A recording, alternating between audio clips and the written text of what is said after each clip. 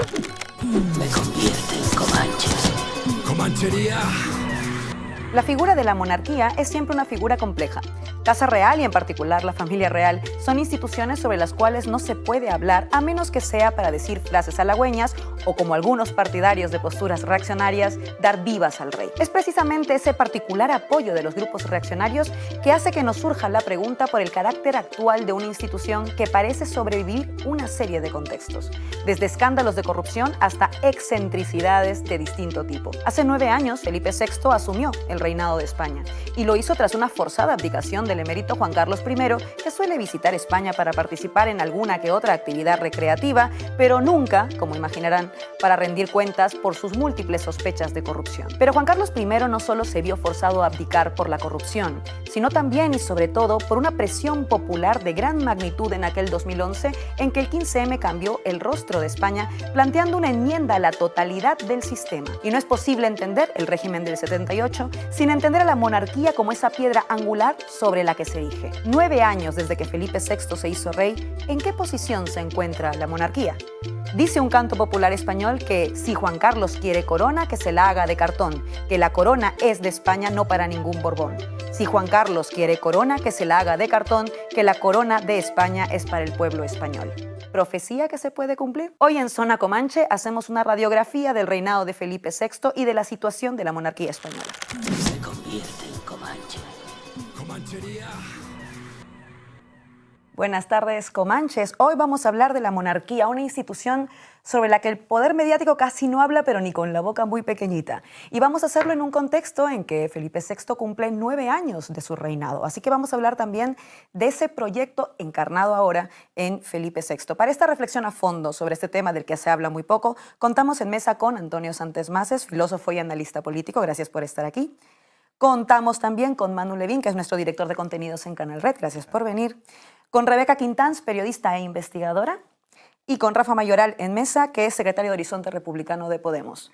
Nos acompaña también en videoconferencia Xavi Domènech, historiador, con el que hablaremos también de estos temas. Pero antes de empezar el debate, como siempre, el resumen de Zona Comanche en el punto de mira.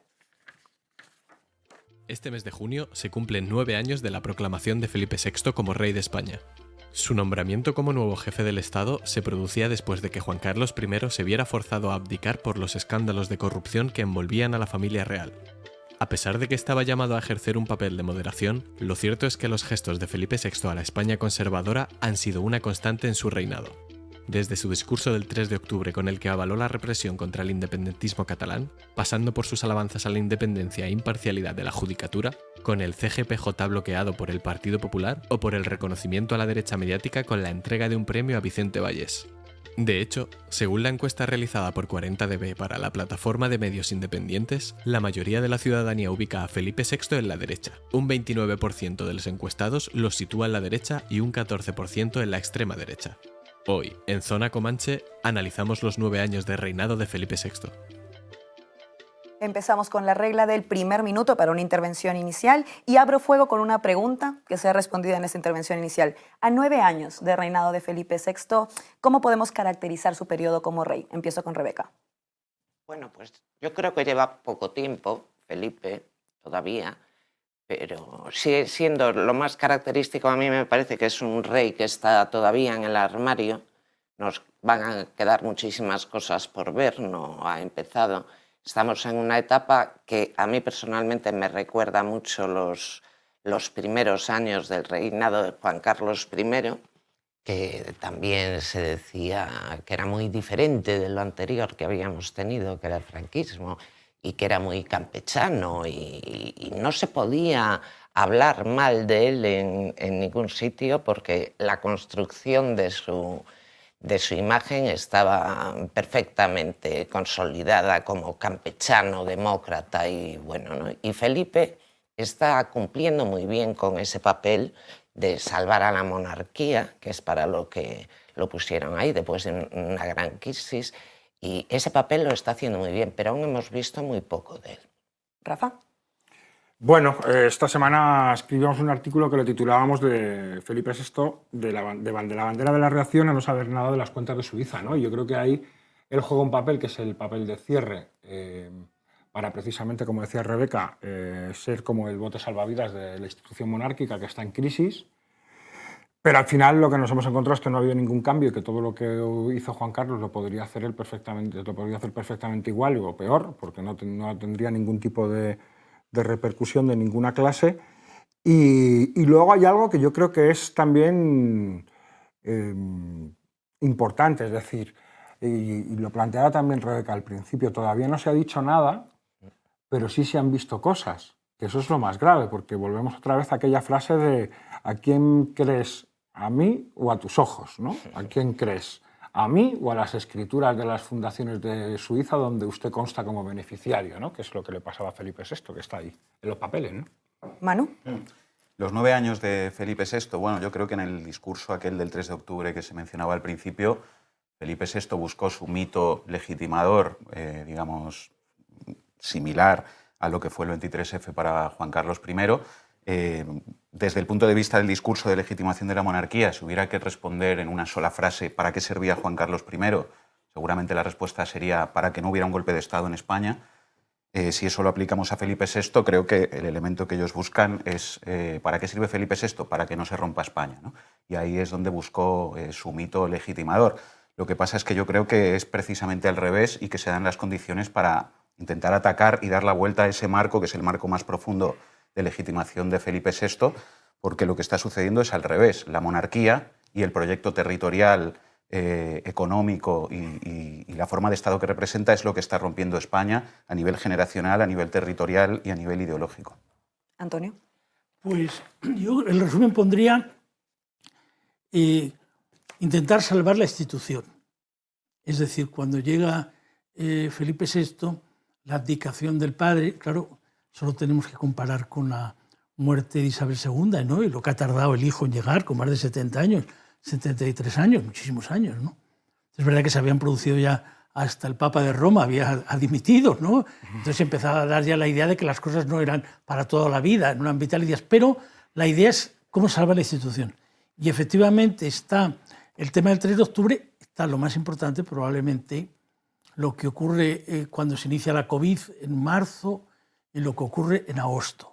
Es decir, cómo él intenta ir separándose de la herencia recibida del padre. Porque donde está la discusión hoy entre los monárquicos es ¿podemos salvar la institución o podemos salvar a la vez el legado de Juan Carlos o las dos cosas son imposibles?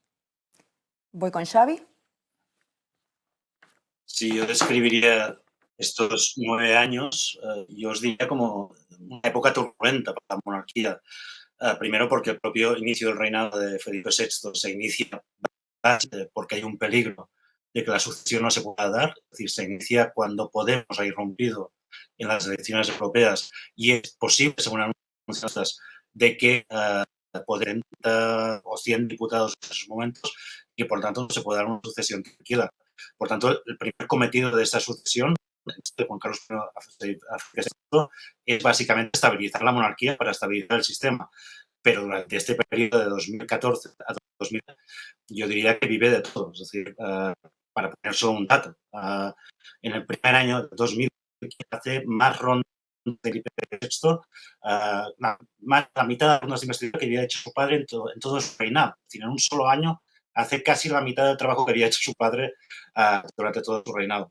Después llega 2017 y ahí es verdad que es el intento de mito fundacional, igual que para Juan Carlos había sido el discurso del 23F, pero es un mito fundacional que lo escora claramente como el rey de las derechas, claramente, incluso el rey de Vox.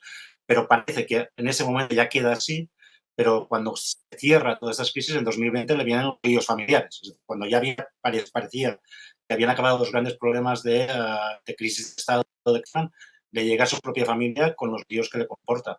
Que no son menores, porque no olvidemos que los Borbones tienen una capacidad enorme de provocar la llegada de repúblicas sin que haya casi republicanos para recibirlas.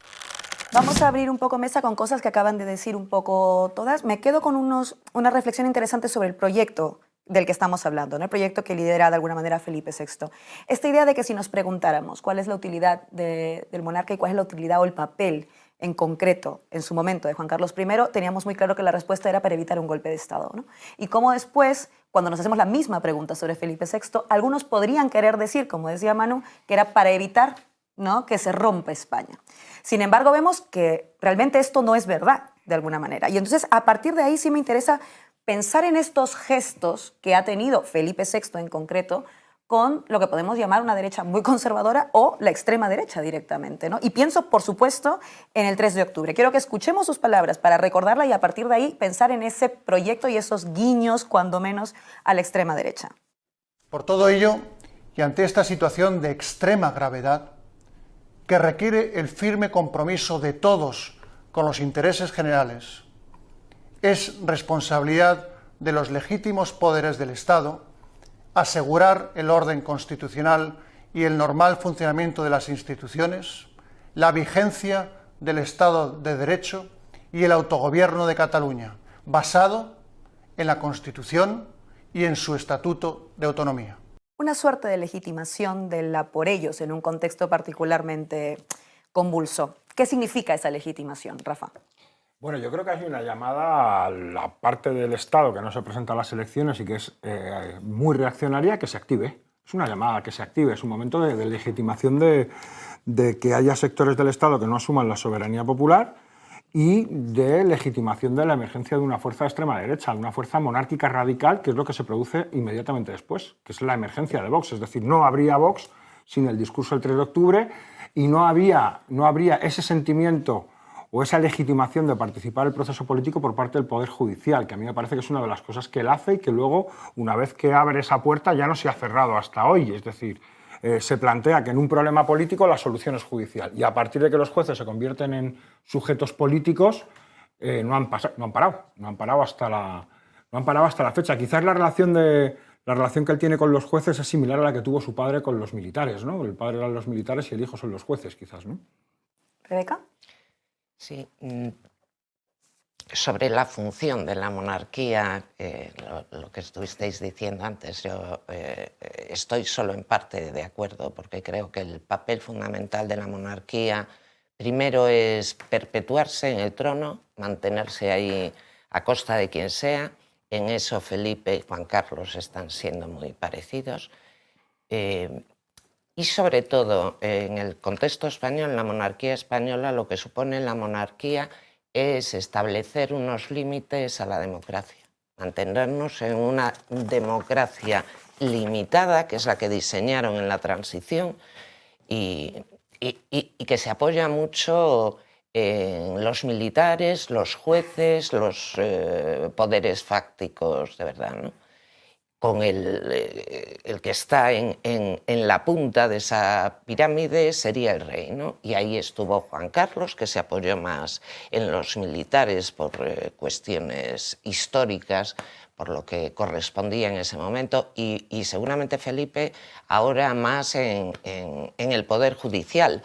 Pero ya lo tenía también Juan Carlos, el tema de la judicatura en España está heredado desde el franquismo y Felipe, igual que Juan Carlos, ahí interviene siempre que haga falta para reforzar esos poderes, ¿no? Desde luego, en todos los juzgados, en todos los despachos de los jueces está el retrato de Felipe ahí puesto, es él el que los nombra jueces en una ceremonia especial, que además se disfraza él de juez, que no lo es, de magistrado. Es uno de sus disfraces para... Se dicta justicia en su nombre, ¿eh? Y se dicta justicia en su nombre. Y le está tocando mucho más apoyar el Poder Judicial, pero los militares ya también reclamaron su atención en algún momento con cartas que le enviaron en el contexto del procés catalán, que puso en un brete la sacrosanta unidad de la patria, y eso es algo que la monarquía y el poder en España no va a permitir nunca. Y entonces se pusieron en contacto con él y no sabemos ni qué les contestó, aparte de ese discurso del 3 de octubre. No sabemos qué le contestó, a saber, cualquier día nos enteramos y nos llevamos las manos a la cabeza. Antonio. Bueno, me ha recordado un foro Apache que hicimos el 5 de octubre. O sea, el 3 de octubre hizo la intervención y tuvimos el 5 de octubre tuvimos un foro Apache. Estábamos analizando lo que había significado la intervención y tal.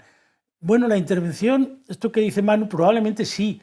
La idea de él está de cómo legítimo, o incluso quizá uno de sus colaboradores, que este podía ser tu momento fundacional, ¿no?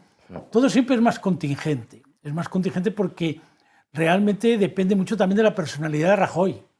Es decir, con un presidente de gobierno distinto, presidente de gobierno tipo más activista, tipo Aznar o tipo Pedro Sánchez, hubiera sido inconcebible. Es decir, porque el propio presidente de gobierno hubiera intervenido mucho más. Pero es que, claro, Rajoy dejaba hacer, dejaba pasar, no intervenía. Me acuerdo de aquel foro Apache allí, que estaba ahí Pablo entre ¿cómo se llama? Entre Juliana y Domènech. Y allí estaban allí hablando de que si antes de empezar, de que si acababa de recibir Rajoy al cardenal de Madrid y al cardenal de Barcelona y que si la Iglesia iba a mediar. Quiero decirte, todo era un lío mucho más contingente. Lo que sí que es interesante es lo que decía Rafa de por qué se produce después el crecimiento de Vox. Bueno, efectivamente, después de la declaración unilateral de independencia, después de todo el proceso, un año después hay elecciones andaluzas y es cuando aparece Vox. En aquel momento, en aquel foro Apache lo podemos ver, algunos dijimos, después de un reto de este calibre, es muy difícil que la derecha o la ultraderecha que esté viendo este reto no considere que ha llegado su momento y que puedan tener una oportunidad en España que hasta ahora no han tenido.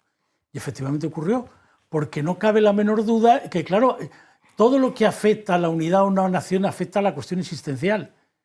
Es decir, si la cosa fuera algo que significara, ¿qué te digo yo? El 70% durante elección tras elección apoya la independencia de un país, pues al final es que no hay más remedio, quiero decir, porque es que ya las instituciones... Pero cuando la cosa está muy dividida por la mitad, entonces no cabe duda que ahí se produjo, porque es cuando se produjo aquellas elecciones en diciembre y que cuando Ciudadanos por la primera fuerza, es decir, todo eso movió absolutamente todo.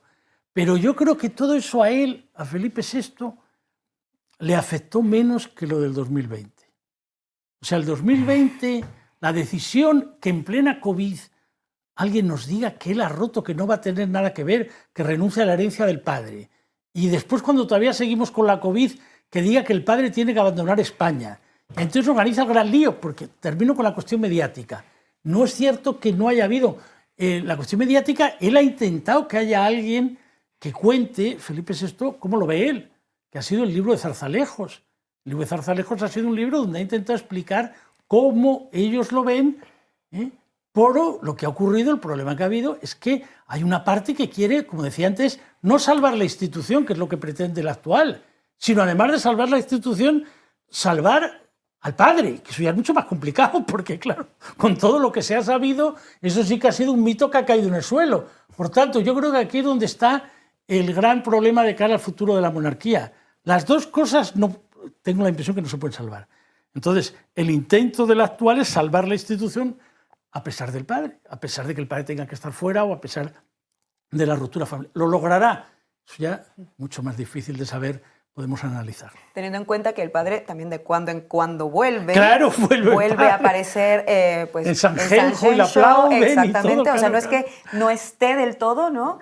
Pero claro, no vuelve para otra cosa que pues para una actividad recreativa, no, viene y a que le rendir piden, cuentas. y que los sectores que apoyan al padre le piden que es un mal hijo y que lo que tiene que hacer es que su padre vuelva cuanto antes. Bueno, es que si se produjera una victoria del PP y Vox en las próximas elecciones, eso sería una de las demandas continuas. Que este señor vuelva por fin, que pueda tener una vida normal, que esto sería continuo. Pero mal hijo sí ha sido, que le ha quitado la corona, le estuvo moviendo el trono hasta que consiguió tirarlo, ¿no?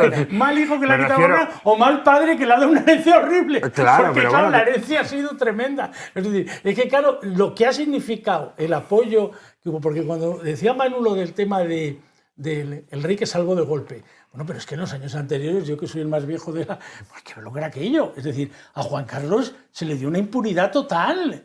Es decir, era una situación de que sí, no solo porque fuera campechano, sino porque cómo estaba diseñado el modelo era un modelo donde él, no es que fuera un tabú, sino que aquello era un apoyo continuo, hasta que ya muchos años después se dijeron todos los escándalos, ¿no? Y todo ya, cuando ya no se ha podido parar, y hasta llegar a esta situación. Mi duda es si realmente la consecuencia de los escándalos es que le muevan la silla o que le mueven la silla con los escándalos, porque creo que los escándalos eran públicos y notorios desde la noche de los tiempos, y hay un momento en el que la madre y el hijo deciden que la madre quiere ver a su hijo coronado y el hijo quiere acceder a la corona, y esto es una cosa que en todas las monarquías ocurre, y entre los Borbones mucho más, ¿no? Quizás el antecedente más evidente fue el motín de Aranjuez, pero entre los Borbones, la verdad, bueno, el padre no puede contarlo, a eso me refiero. Carlos también se pasó por el padre, ¿no? Y el padre además también había accedido a ser el heredero por la renuncia del hermano, es decir, ahí ha habido siempre... Sí, ha habido problemas, sí. Es que, claro, la monarquía, el asunto es que como no es democrático, pues claro, las puñaladas se dan diferentes a lo que se dan en la vida política. Claro, son más secretas todas. Son distintas, pero claro, yo creo que sí que hay un planteamiento a la interna de la Casa Real de moverle la silla y que además se resiste. Hay varias cosas escritas sobre esto. Pero hay el momento aquel recuerda del Día de las Fuerzas Armadas, de que ya la palabra se le iba a la cabeza. O sea, hay habido unos momentos donde ya sobre todo incluso los que eran más que le empiezan a decir, mira, más vale preparar esto. Según contaron, contaron cómo había sido lo de que los había rubricado. Claro, pero es cuando le convencen.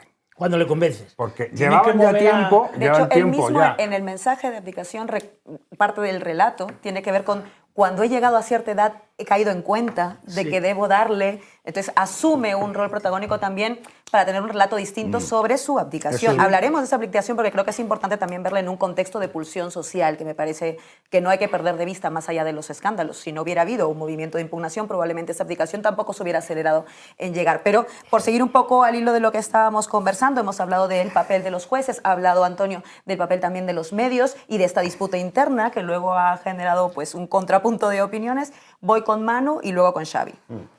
A ver, por recoger lo que se está hablando ahora mismo. O sea, yo creo que el hecho de que se haya abierto la veda en los medios de comunicación para golpear a Juan Carlos por cosas que se sabían hace muchísimos años, quizá no sirve tanto como para debilitar a la institución monárquica, sino que lo que se pretende con eso es reforzar por contraposición la figura de Felipe VI, ¿no? Al final el mecanismo es decir, Juan Carlos muy mal, no como su hijo, que es muy bueno, que es un demócrata, que no es un corrupto, que es todo lo contrario de su padre. Quizá dentro de 30 años nos enteremos de que Felipe era un mal bicho también y nos dirán, no, pero Leonor no es como él y es muy diferente, ¿no? Entonces, esto de hacer leña con el árbol caído con Juan Carlos es un ejercicio estimulante, pero no sé si es demasiado útil en la medida en la que el rey es Felipe VI, ¿no? A día de hoy, y que quizá eso lo que está alimentando es precisamente ese intento de construir por contraposición una figura limpia de Felipe VI.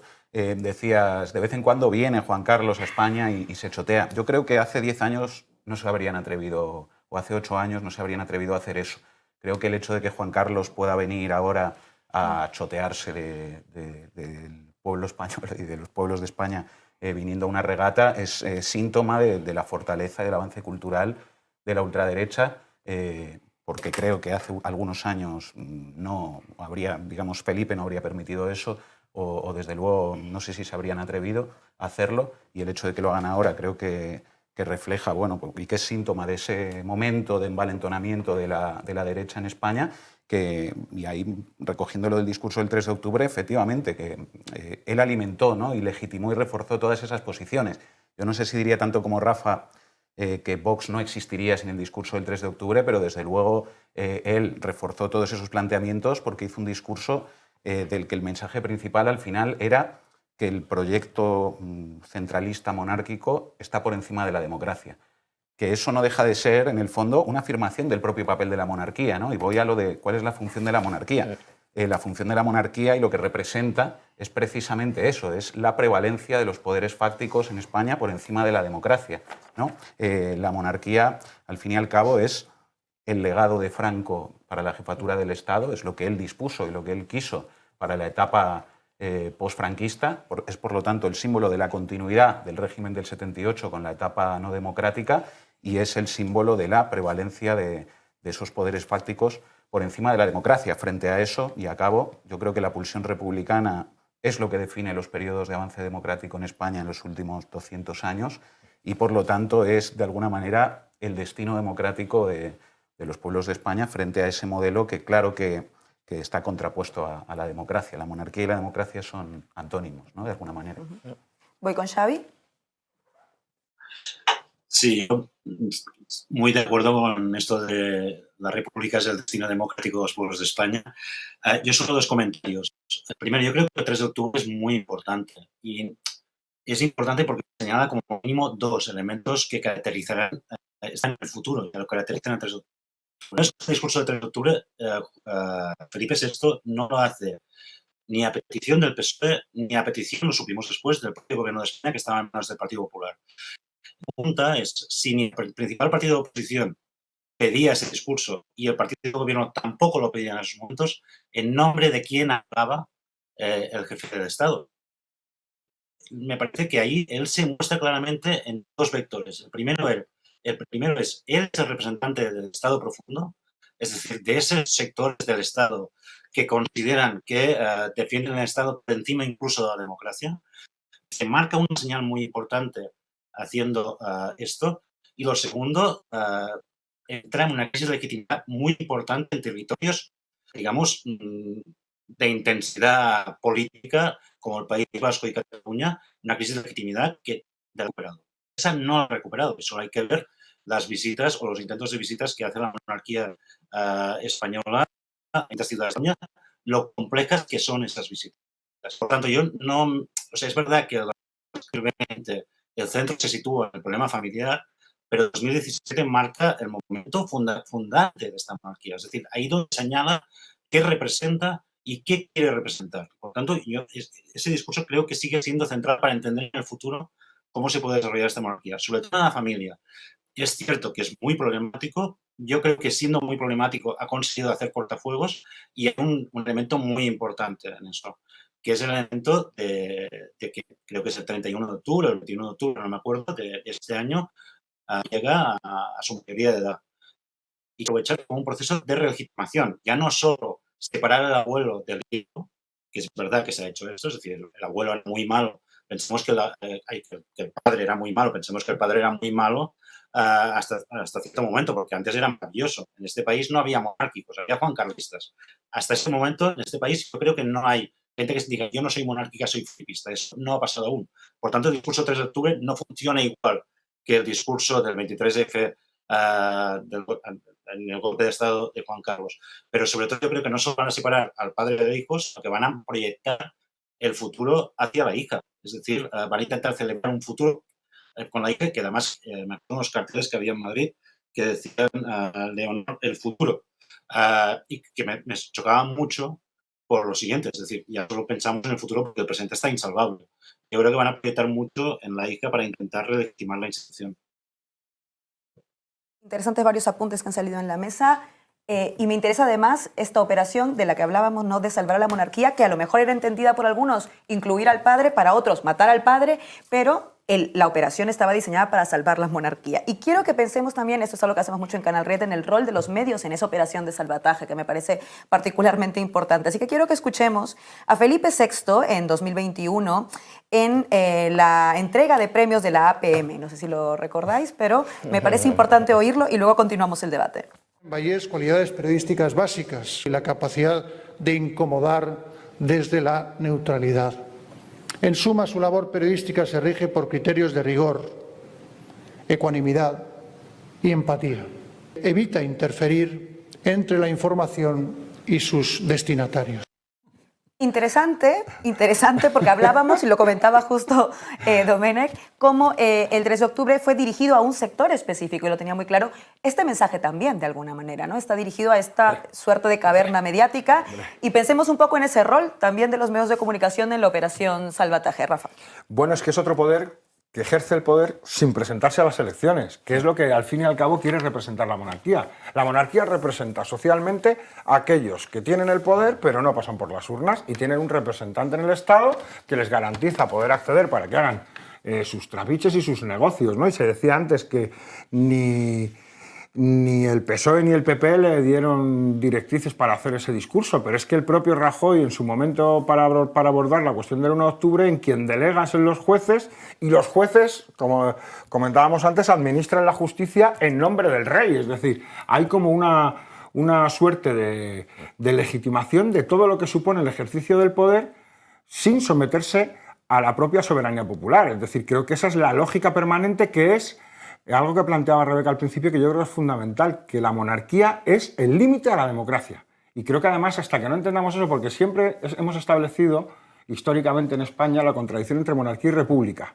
La contradicción es entre monarquía y democracia y la resolución a esa contradicción es la república. Que yo creo que en ese campo sí que es posible articular mayorías, ¿no? Que es al fin y al cabo lo importante. ¿Rebeca? Sí, lo que pasa es que es completamente de acuerdo contigo, lo que pasa es que la república puede ser de distintas maneras, porque yo insisto en que con todas estos escándalos la monarquía sigue estando en peligro. La operación para salvar la monarquía de utilizar a Felipe VI, hacer ahí un recambio, realmente les está saliendo muy bien. Les está, de entrada, en estos 9 años les ha salido fenomenal, ¿no? Pero a ver cómo continúa, porque escándalos va a seguir habiendo. De Felipe, insisto, aunque todavía ni siquiera se ha empezado a hablar de todo lo que se podría decir de Felipe. Tenemos una imagen edulcorada de que es una persona muy preparada, por ejemplo, alguien que no aprobó un examen oficial de nada en su vida. Es decir, que es un tío muy preparado porque fue a colegios privados, a Estados Unidos, pero tenemos esa imagen, no la cuestionamos mucho y por el momento les está funcionando bien. Pero a ver cuánto dura, porque la abdicación de Juan Carlos, que es difícil de explicar, porque sí que hubo presiones, yo estoy convencida, dentro del Palacio, fue un golpe de mano de Palacio con Felipe y Sofía, por una serie de escándalos a los que ya estábamos acostumbrados, que ya sabíamos, ¿no? Esta vez sí salió a la luz, y salió a la luz porque lo dejaron salir a la luz, lo de Botsuana, lo de Corina, lo del elefante. Esta vez dejaron que se supiera para acabar con Juan Carlos y sobre todo el motivo era que internacionalmente no se podía mantener la idea de la monarquía, porque estaba en el banquillo, llamado a sentarse en el banquillo en Suiza y en Londres, que por cierto esto continúa y en Londres se va a sentar en el banquillo este mes de julio, me parece que es, en el juicio de Corina, que hay una parte que no es impune para los británicos, ¿no? Entonces, si lo veremos sentado en el banquillo, no podría ser un rey sentarse en el banquillo, y con Juan Carlos no lo vemos con más frecuencia porque hay muchas presiones y cierran casos como el de Suiza. Es decir, los suizos también dirían, o sea, los españoles no investigan a su rey, sus cuentas, y lo vamos a investigar nosotros. Y nos mandaron a la porra y cerraron el caso, ¿no? Pero puede haber incluso en España más jueces, como el juez Castro en el caso de Urdangarín, que puedan molestar mucho. Esta historia no ha acabado, la de los escándalos.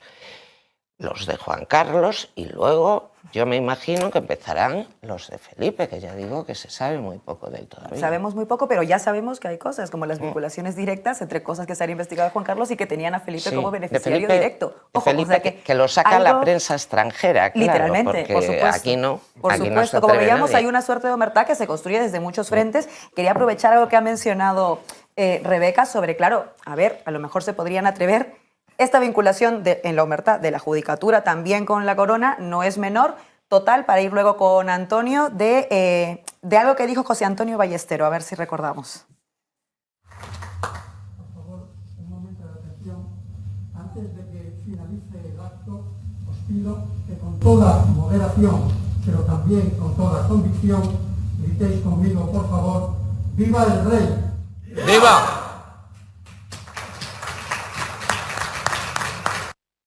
El vocal del Consejo General del Poder Judicial haciendo un viva al rey, pero como Dios manda, como dirían. Antonio.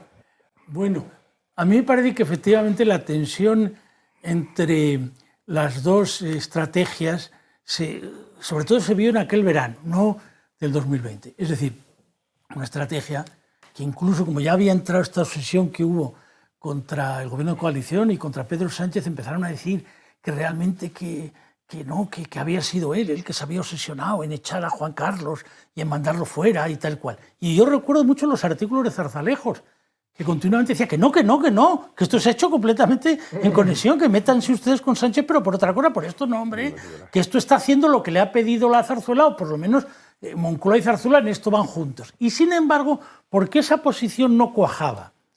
Yo creo que no cuaja porque, vamos a ver, en legitimación, deslegitimación. Si tú deslegitimas mucho al padre para hacer bueno al hijo, que es una operación más, digamos, operación Zarzalejos, vamos a llamarla esquemáticamente, claro, ¿cómo quedan todos los que eran dirigentes políticos en la época del padre?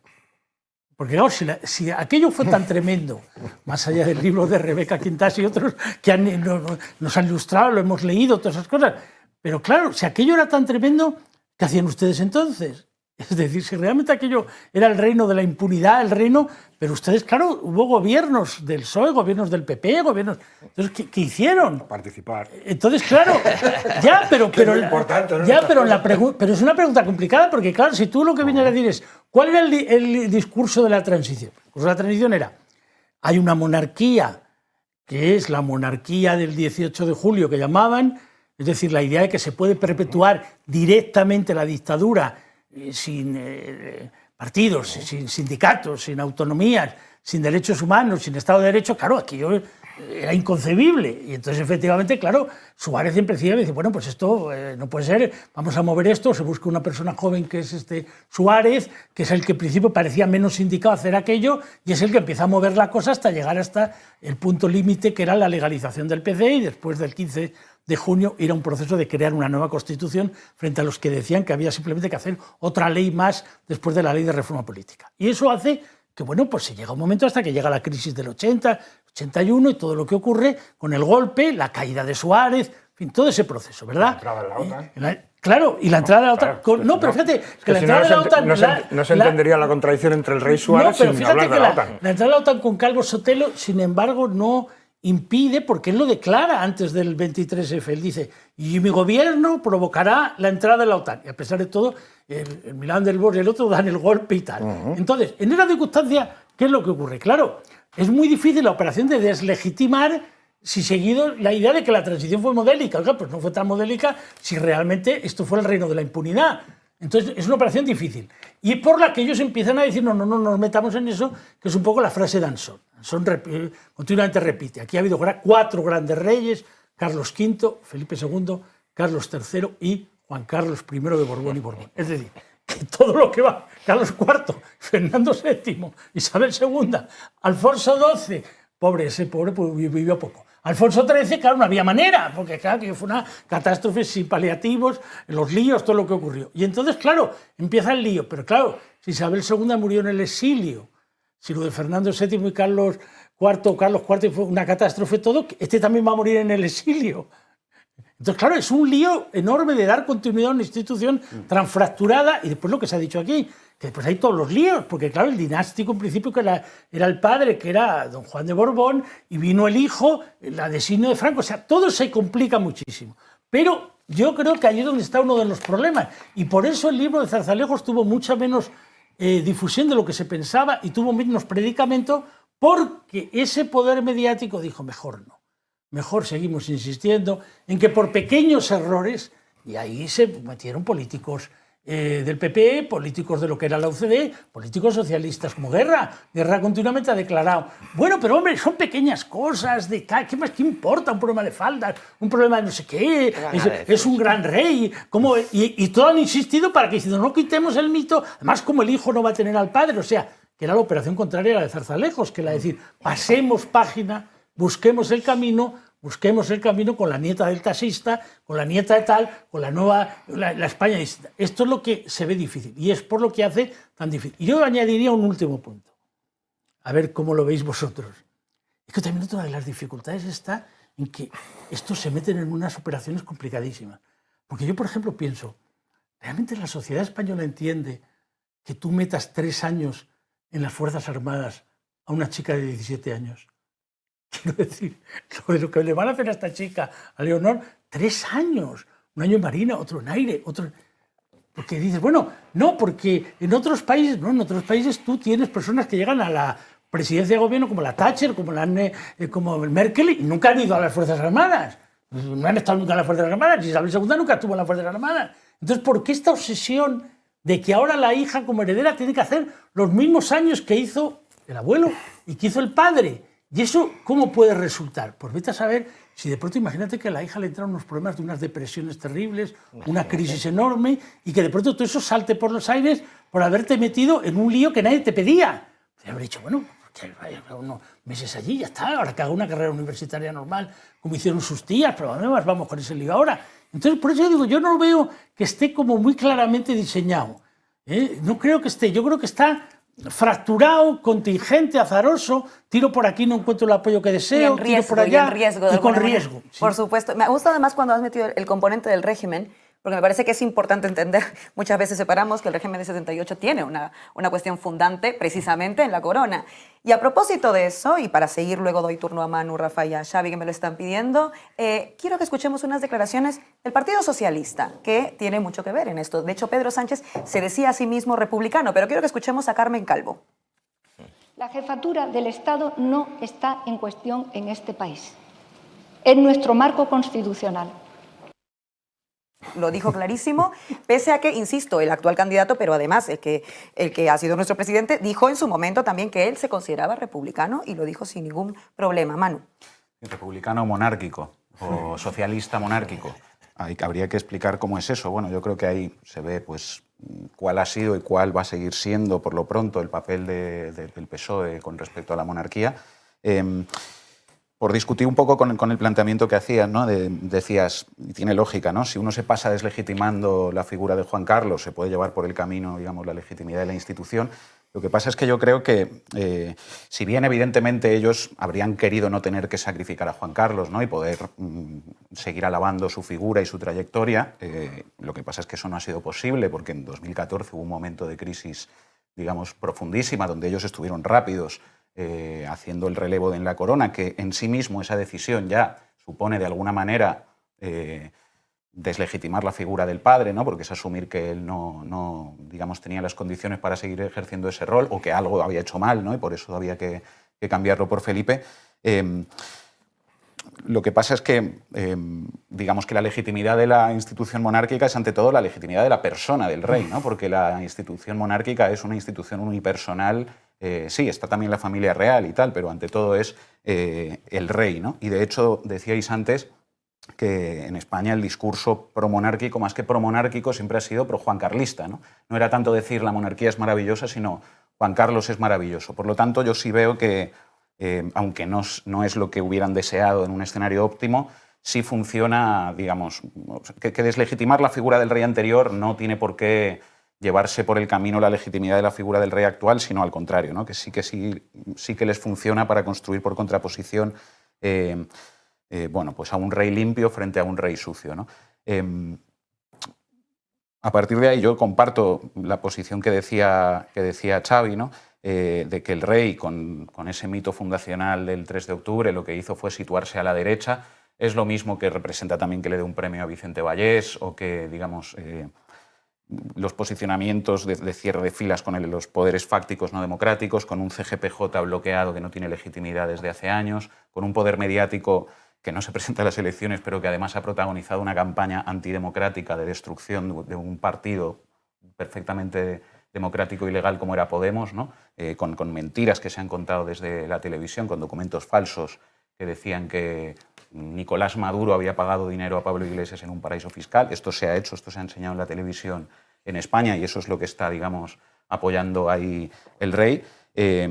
Pero bueno, el hecho de haberse posicionado ahí también compromete su propio futuro. Yo pienso que la monarquía no tiene futuro, que el rey se ha convertido en un elemento de división del país, que lejos de representar la unidad del país, lo que representa es su división.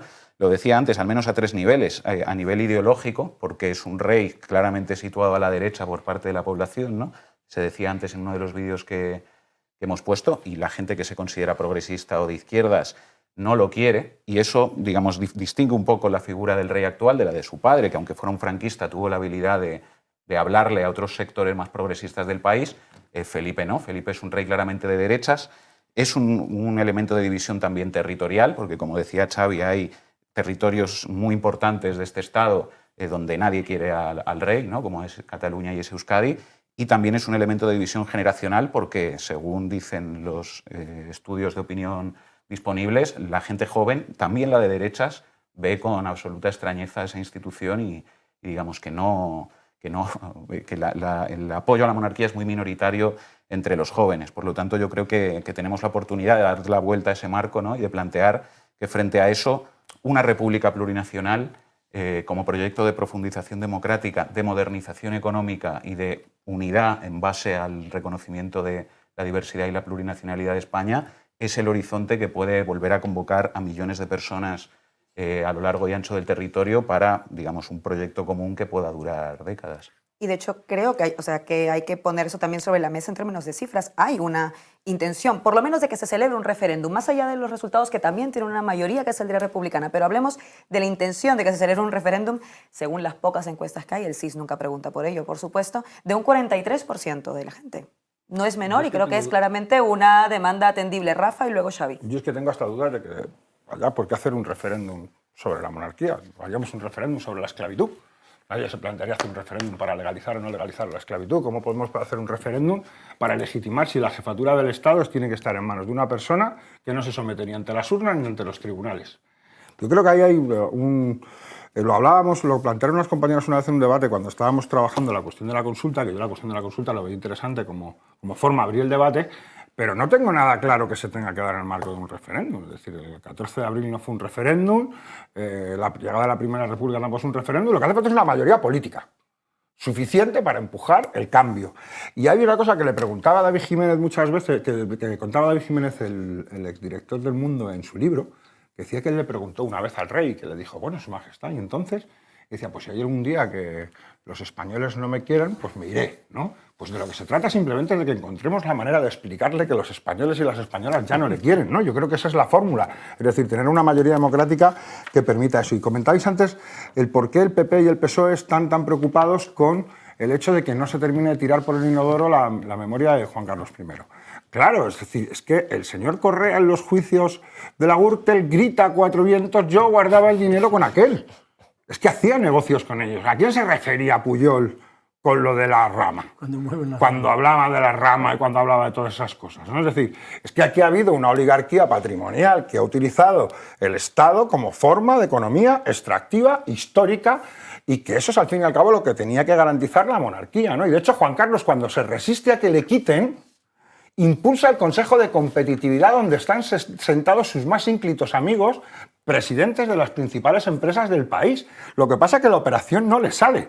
Le siguen empujando hasta que en 2014 tiene el problema en la Pascua Militar, que no es capaz de leer el discurso. Pero es que el pobre hombre había estado en Inglaterra celebrando el cumpleaños, pero el problema no fue que estuviera celebrando el cumpleaños. Según cuentan algunas fuentes, hablaban de que es que el hombre estuvo 5 horas metido en el avión porque había un problema para que pudiera despegar y llegó el hombre sin dormir.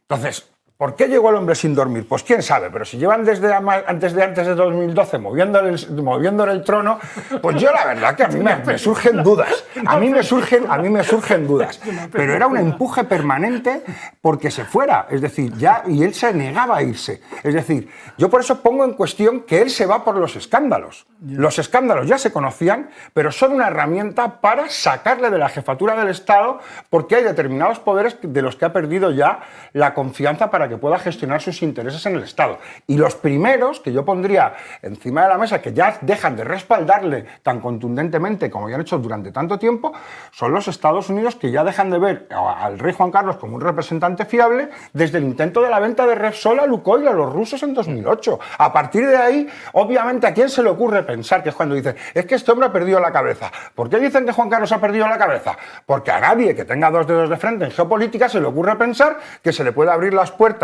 de intereses petroleros en América Latina a los rusos, sin que eso tenga ninguna circunstancia. Por supuesto, esa operación no se produjo, pero yo creo que sí que tuvo, particularmente, me da la sensación de que debió tener consecuencias cuando él afianza su poder como jefe del Estado en su primer discurso en 1976 en el Congreso de los Estados Unidos, convirtiéndose en el hombre de referencia de los Estados Unidos en el Estado español, ¿no?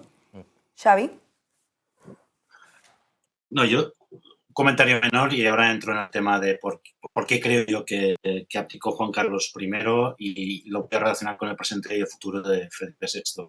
El comentario menor es que parece menor, pero no lo es, el tema que se ha comentado de que tiene que empezar a hacer carrera militar, es decir, que tiene que empezar a hacer carrera en los 3 ejércitos. Pensemos que cuando se produce la abdicación de Felipe VI, esa abdicación tiene 2 momentos. Un primer momento en el palacio, y en el palacio esa abdicación se sintetiza en que Juan Carlos le pone el faquín rojo de capitán general de los 3 ejércitos a Felipe VI, y a partir de ahí Felipe VI se va al Congreso, donde tiene que jurar para ser jefe de Estado, y en ese juramento va vestido de militar con el fajín rojo. Es decir, que Leonor tenga que pasar por ese proceso tiene que ver en cómo se ha configurado simbólicamente la monarquía española y la jefatura de Estado en relación al conjunto del sistema, que se ha configurado como un poder militar.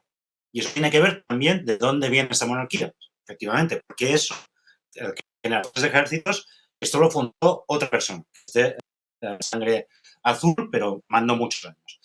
Por tanto, el tema de que Leonor pase por ahí, simbólicamente, cómo se ha construido el poder monárquico en España, me sabrá mal por la pobre Leonor, pero creo que tendrá que pasar por ahí, porque si no, empieza otra historia de la monarquía española que tendrían que explicar por qué empieza y por qué antes fue como fue.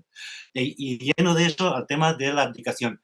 Yo, todo lo que decís sobre el tema de por qué se produjo la abdicación estoy de acuerdo, pero para mí hay un dato fundamental, que es la irrupción, y lo siento, la irrupción en 2014 en las elecciones europeas de Podemos y las encuestas posteriores, que anuncian el fin del bipartidismo, pero en ese momento no es solo el fin del bipartidismo, sino la posibilidad, según las encuestas, de que se llegue a un gobierno de España.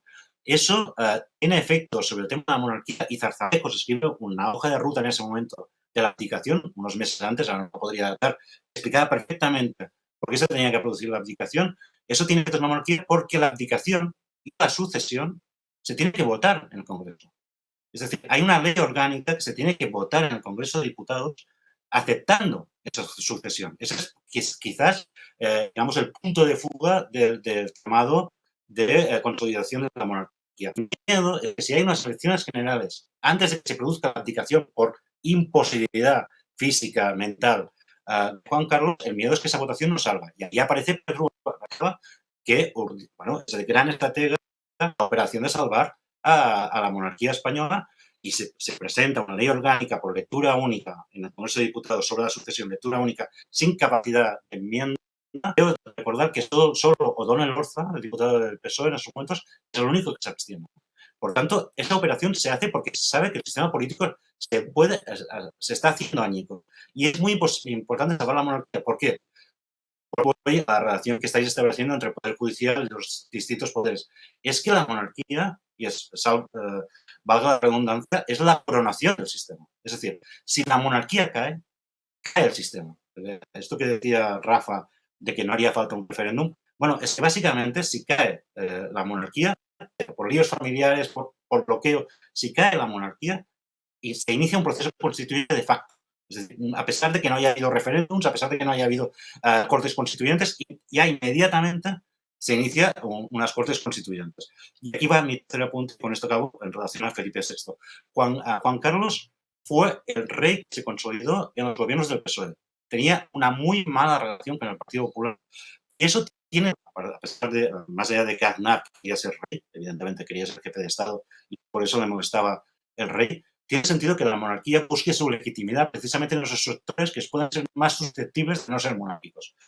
Y en estos momentos la monarquía de Felipe VI, y ese es para mí el gran error de Felipe VI y esta monarquía, está constantemente basculando en construcción de legitimidades a la derecha.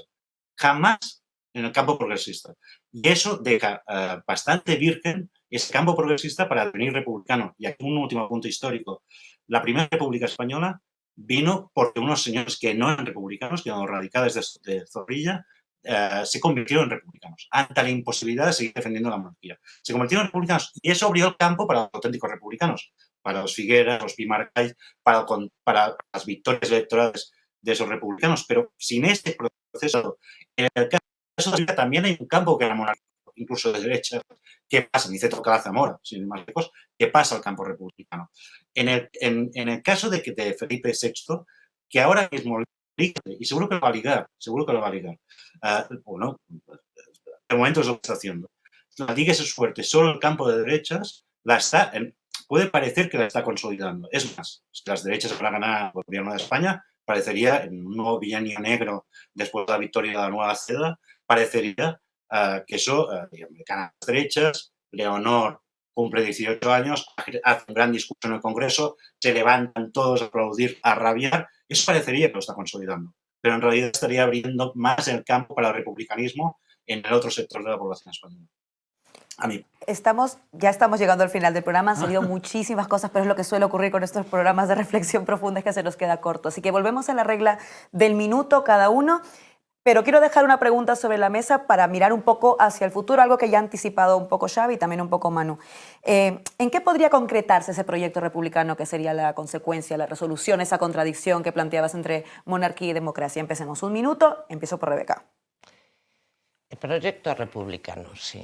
Yo creo que no nos estamos ocupando de eso desde la izquierda en general, de hacer un proyecto, construir un proyecto republicano al que se llegaría con referéndum o sin él, ¿no?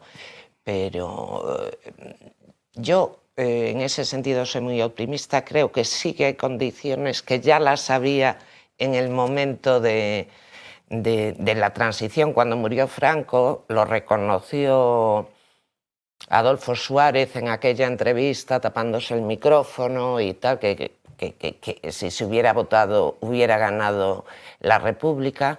Creo que hoy también que la monarquía ya pasó por momentos muy tensos, que estuvo a punto de caer, en los momentos previos a la abdicación, y que no se está haciendo mucho para conseguirlo, ¿no? No hay un proyecto de qué hacer y cómo. En cambio, sí que creo que ellos sí se están preparando para sobrevivir con privilegios si ya no hay monarquía, y mantener en la medida de lo posible las mismas estructuras militares, de poder, militares, judiciales, etcétera, ¿no?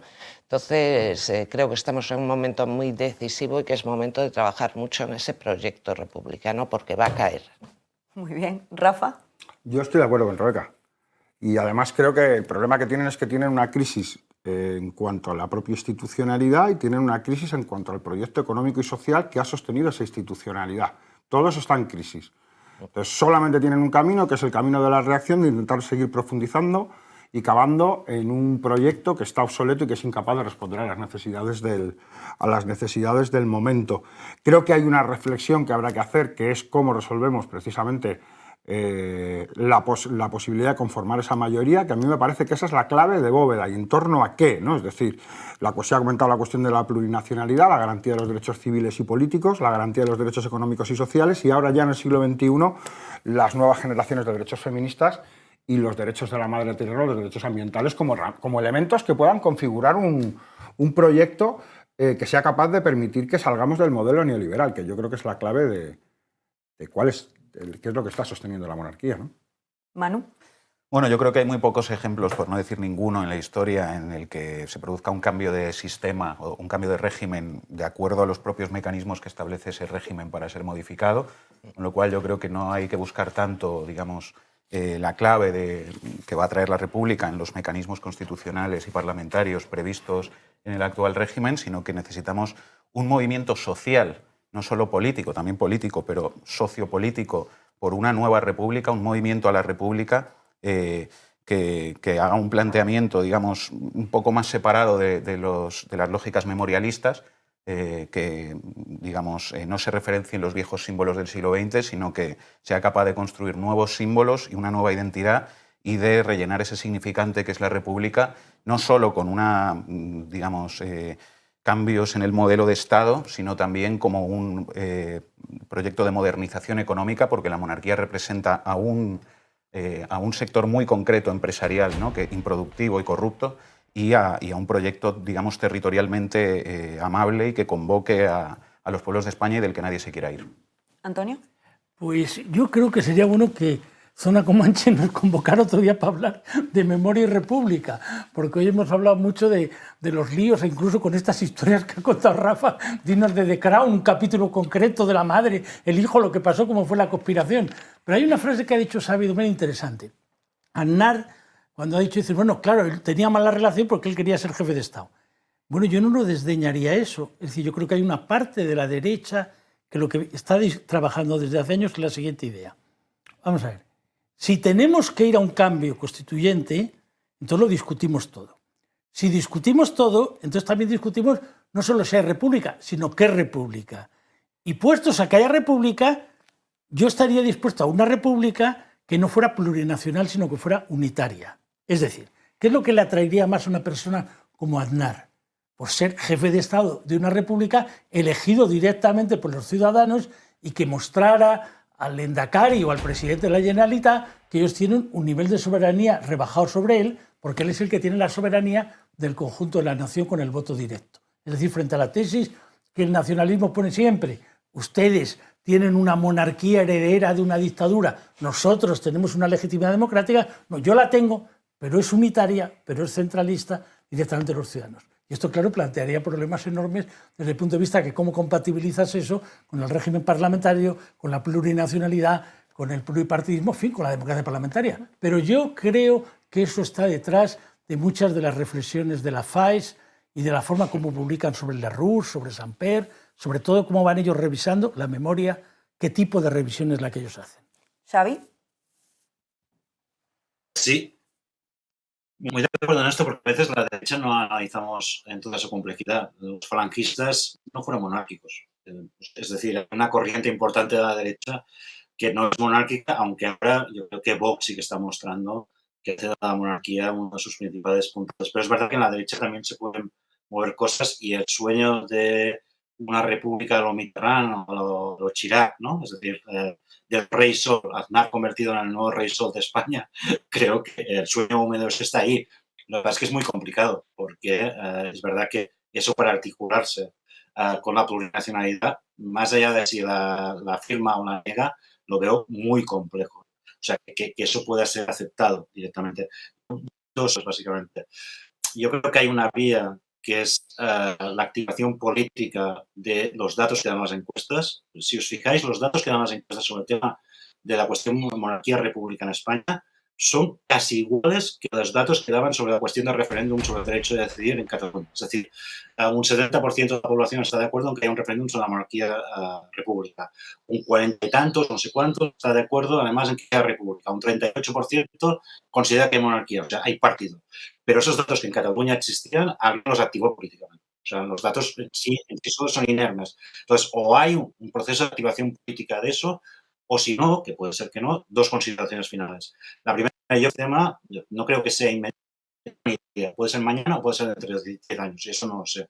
Pero el sistema no aguantará. Es decir, un sistema como la Constitución del 78, que prácticamente no admite reformas, es un sistema que está condenado a implosionar. No sé si por la izquierda o por la derecha, pero va a implosionar. Igual que implosiona el sistema, va a implosionar la cuestión de la monarquía. Hay tonterías que no son tan tonterías. Imaginad ahora que Felipe VI tuviera un hijo varón. Gracias por acompañarnos en ese debate y vaya como nos ha dejado Xavi con ese último minuto. Prometemos tener otro para continuar todas las cosas que nos han quedado pendientes. Y a las personas que nos están viendo, no se olviden que este programa, como los que hacemos en Canal Red, son posibles por ustedes. Entren a canalred.tv, denle a suscribirse y volvemos con otra Zona Comanche el próximo viernes. Me convierte en Comanche.